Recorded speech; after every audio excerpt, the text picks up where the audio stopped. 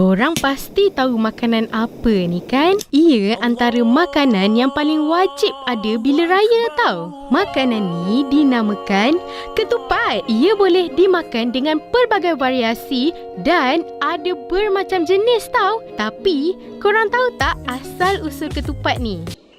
Sebelum tu, jangan lupa untuk subscribe dan tekan butang notifikasi supaya korang tak terlepas video-video yang lebih menarik ya. Okeylah. Korang pasti tak sabar nak tahu asal usul ketupat ni kan? Nombor 1, Tanah Jawa, Indonesia. Bagi sesetengah orang mesti ingat ketupat ni berasal dari masyarakat Melayu lama kan? Sebenarnya ketupat ni berasal dari Tanah Jawa, Indonesia.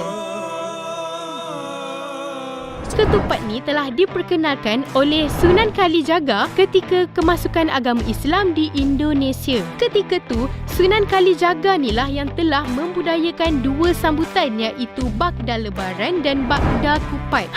Dari sambutan Bagda Kupat ni lah munculnya ketupat ni. Tapi, apa pula Bagda Kupat? Okey, Bagda Kupat pula membawa maksud seminggu selepas Hari Raya setiap rumah akan menganyam ketupat dengan menggunakan daun kelapa muda. Ketupat yang telah siap akan diberikan kepada golongan yang lebih tua. Bukan tu je, ketupat ni mempunyai maksud tersirat yang mana kesalahan dan dosa manusia dicerminkan melalui pembungkusan ketupat iaitu anyaman daun. Manakala nasi pulut yang putih dan bersih itu merupakan lambang kepada kebersihan dan kesucian hati. Atas hubungan silaturahim Malaysia dengan Indonesia, maka tersebarlah ketupat di tanah Melayu. Disebabkan itulah hidangan ketupat ni menjadi benda wajib ketika raya sebagai simbol kepada hubungan silaturahim sesama manusia. Nombor 2, Utara Semenanjung.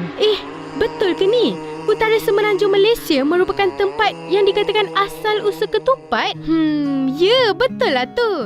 Ia merupakan tempat asal usul ketupat palas. Ini kerana masyarakat Melayu terdahulu terkenal dengan aktiviti kraft tangan, terutamanya barangan kraft yang bersifat anyaman. Ketupat palas ni muncul sebagai bekalan makanan ketika penduduk kampung keluar bekerja. Ketupat palas berlainan tau dengan ketupat yang ada di Indonesia. Sebab ketupat palas menggunakan daun palas yang berbeza dengan ketupat biasa. Bukan tu je, bentuk ketupat palas juga berbeza dengan ketupat biasa, yang mana ketupat palas ni berbentuk segitiga. Kalau korang belum tahu, nama untuk ketupat ni telah diambil dari daun yang membalutnya iaitu daun palas. Malah proses pembuatan ketupat palas ni adalah yang paling mudah disebabkan cara anyamannya tidak sama seperti ketupat biasa. Kini, ketupat palas ni sering dihidangkan ketika hari raya tau, sebagai hidangan kepada tetamu yang berkunjung. Nombor 3, Sarawak. Okey, ketupat juga dikatakan berasal dari Sarawak ya. Jika di Semenanjung, juadah utama yang popular adalah ketupat nasi bagi negeri pantai barat, manakala di pantai timur pula ketupat pulut. Menariknya di Sarawak pula, selain kek lapis yang sangat cantik warnanya, ada satu lagi yang popular iaitu ketupat lemang ataupun ketupat roket. Ia merupakan gabungan ketupat dengan lemang dan ianya telah dianyam membentuk seperti roket. Dikatakan ketupat roket ni telah wujud sejak zaman 70-an lagi tau, dan telah menjadi hidangan utama ketika tetamu datang.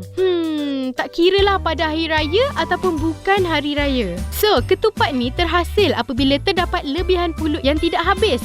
Dan lebihan pulut tu akan dimasukkan ke dalam anyaman yang berbentuk roket supaya pulut tu dapat tahan lama. Apa kata raya tahun depan, mak-mak cuba pula resepi ketupat roket viral ni pula.